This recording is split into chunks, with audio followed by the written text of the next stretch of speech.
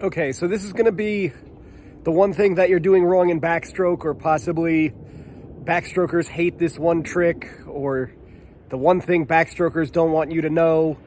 But recently I've been watching a lot of underwater videos of my swimmers, which is not something that I've done before, certainly not in anywhere near this much volume. And I've been watching videos of freestyle and breaststroke and butterfly, turns, starts, pretty much every element of this thing. And really, the one thing that's stuck out from everything as far as the thing people are not doing right is the backstroke pull. It's not something from butterfly, it's not something from freestyle, it's not a turn thing. Every element of the sport, we have some people doing it right and some people doing it wrong, but this one is like the lowest percentage. There's a very small percentage of people who, when I first see video of them, are doing this right. So I'm gonna focus on this right now as the number one thing that I've learned from watching videos of people swimming underwater. I feel it would be wrong of me to make another video after my last one and not include a demonstration of my own artistic talents. In this case, I'm not going to draw any snakes. It's just going to be a very lifelike, accurate representation of a swimmer doing backstroke. So here's the head with the eyeball and the nose, which is pointing at the sky, right? We're not going to tilt the head up and point the face over here looking behind the person, since that's going to make your hips sink. Head position is important. Here's the person's body. And then we're going to put some legs on there.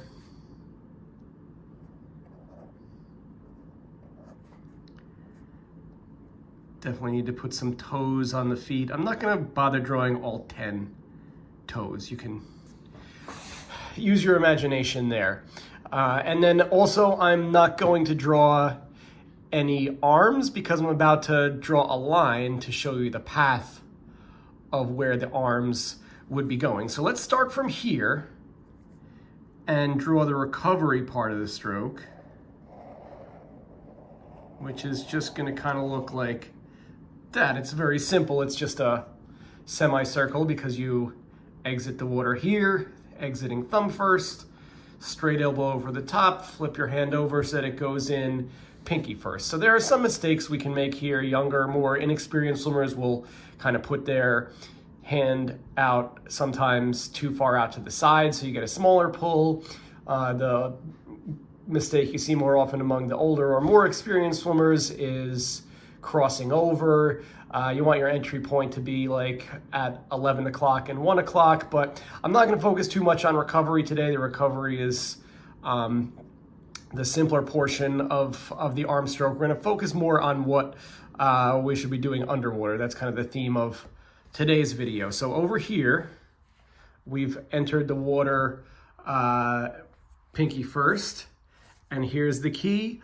We're going in, and then we keep going down for a little bit. All right, I'm gonna come back to that. Then you bend the elbow. So after you go down, then is the catch.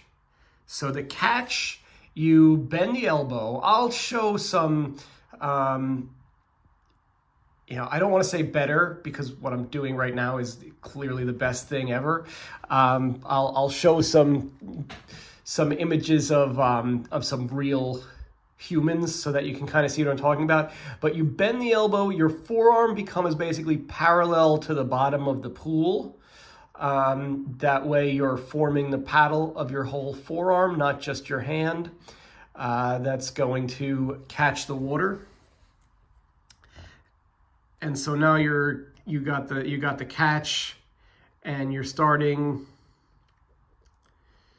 the actual pull this way.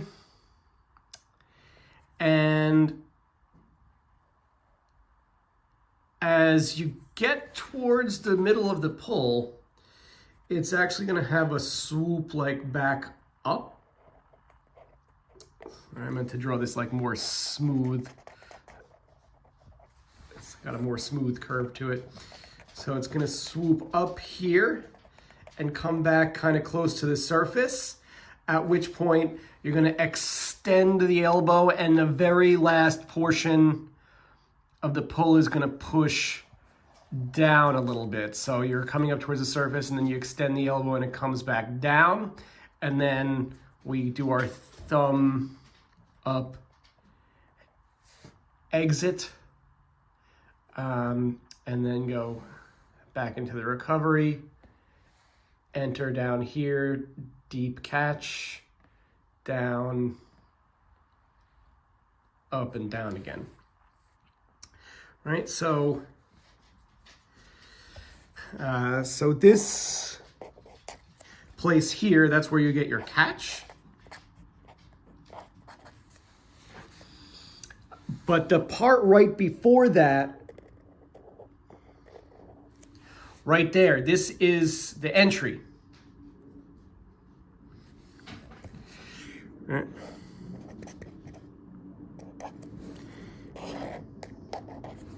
So this part right here.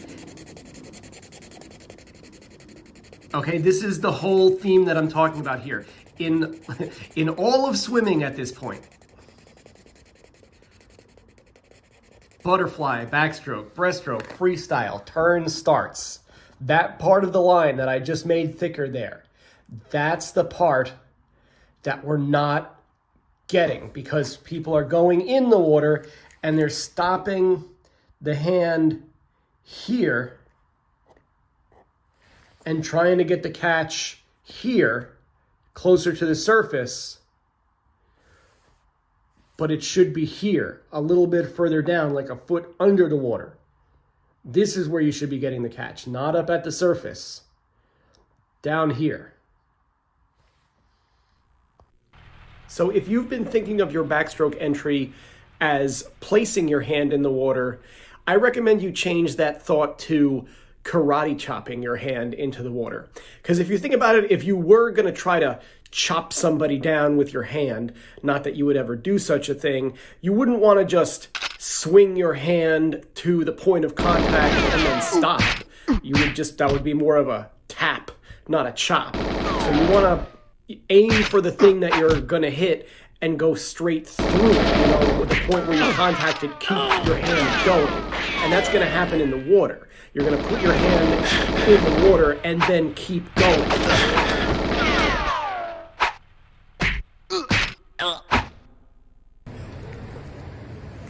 Okay, so no actual swimming from me today, but I'm going to talk through putting my hand in the water and the key moment that I've been talking about here.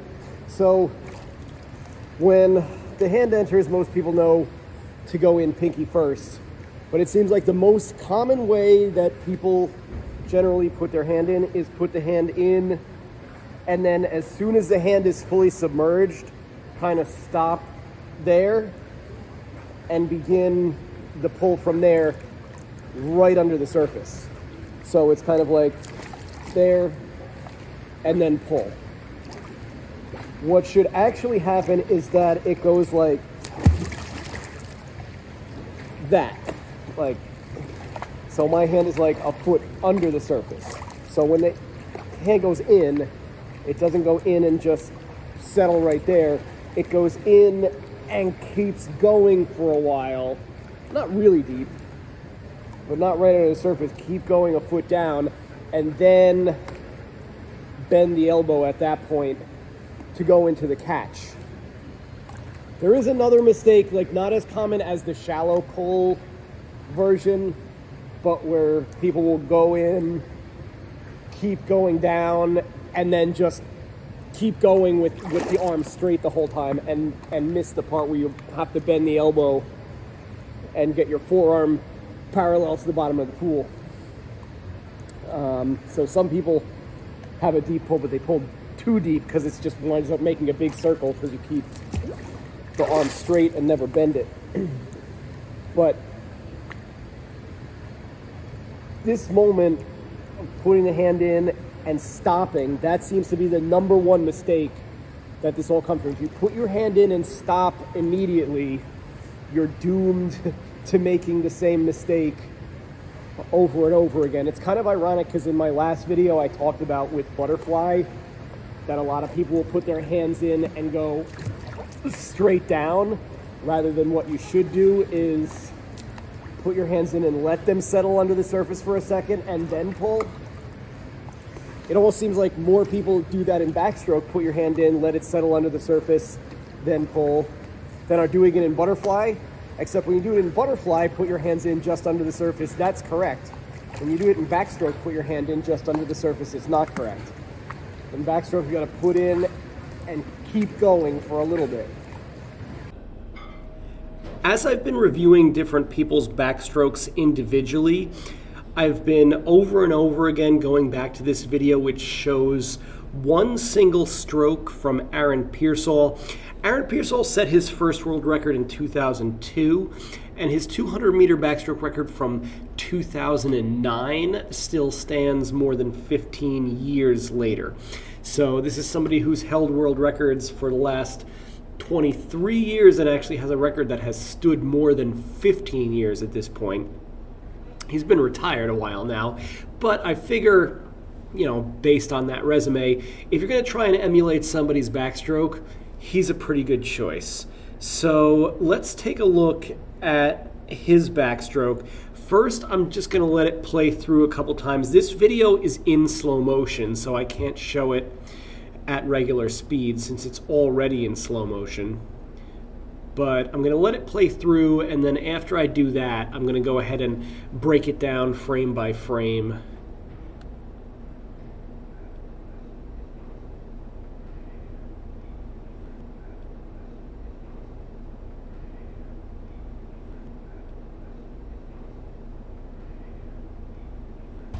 Pearsall's hand enters the water, and my complaint for a lot of our backstrokers is this is basically the point at which they begin catching the water, bending their elbows, starting to pull the water down towards their feet from right here when the hand is like an inch underwater.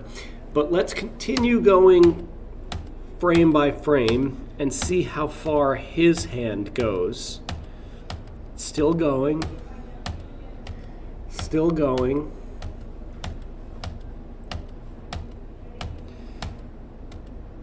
Still going down. Now you can see the elbow starting to bend a little bit here. And I would say that hand is like a foot underwater.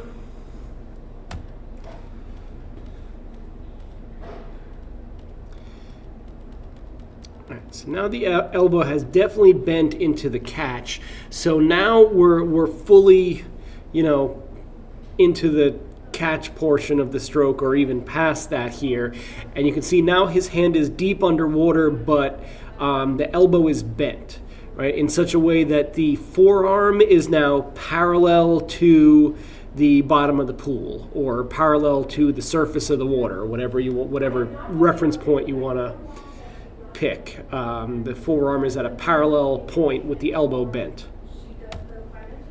And this is kind of like right before it passes his own shoulder is where it gets to that point. So now as it's passing his shoulder, his hand is coming back up towards the surface. It comes quite close to the surface here, but doesn't touch the surface.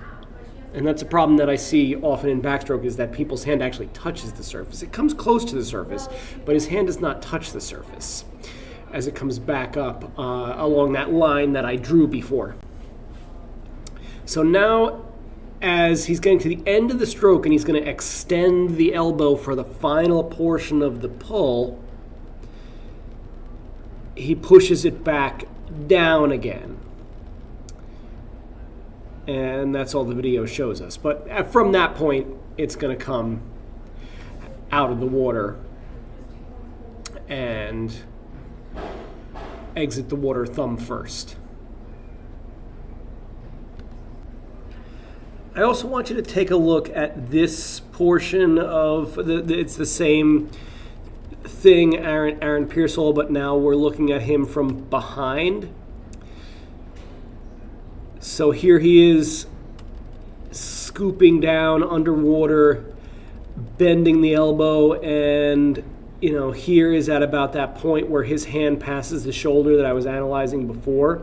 You can sort of see the way the elbow is bent, the depth of the hand underwater, and like I said, it kind of bottoms out at a point where the forearm is like parallel to the surface of the water, but then immediately after starts swooping back up towards the surface again.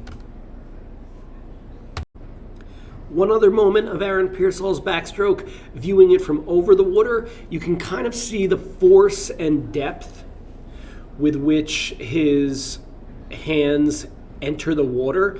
He's not placing his hand in the water and then stopping. He's doing that karate chop that I described before, where his hand, as it touches the water, it's not stopping, it's chopping right through the water to a somewhat deeper depth.